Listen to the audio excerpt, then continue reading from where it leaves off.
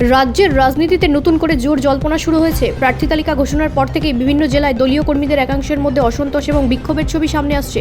প্রশ্ন উঠেছে, বিজেপি কি তাদের কয়েকজন প্রার্থীর নাম পরিবর্তন করতে পারে? সূত্রের খবর, কিছু কেন্দ্রে ঘোষিত প্রার্থীদের বিরুদ্ধে স্থানীয় কর্মীদের মধ্যে ক্ষোভ দেখা দিয়েছে। অভিযোগ, তৃণমূল স্তরের কর্মীদের মতামত না নিয়েই প্রার্থী নির্বাচন করা হয়েছে। ফলে কোথাও বিক্ষোভ, কোথাও আবার দলীয় কার্যালয়ের সামনে প্রতিবাদ কর্মসূচি দেখা যাচ্ছে।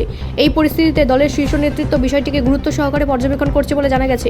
যদিও এখনো পর্যন্ত আনুষ্ঠানিকভাবে কোনো পরিবর্তনের ঘোষণা করা হয়নি, তবে রাজনৈতিক মহলের একাংশ মনে করছে পরিস্থিতি সামাল দিতে দল কিছু কেন্দ্রে প্রার্থী বদলের পথে হাঁটতে পারে।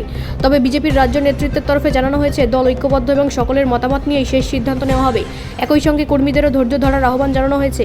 এখন দেখার বিষয়, বিক্ষোভ ও অসন্তোষের প্রেক্ষিতে বিজেপি কতটা কৌশল বদল করে এবং প্রার্থী তালিকায় কোনো পরিবর্তন আনে কিনা। এই মুহূর্তে এটাই বড় প্রশ্ন রাজ্যের রাজনীতিতে। ব্যুরো রিপোর্ট, রাষ্ট্রীয় প্রসার বাংলা।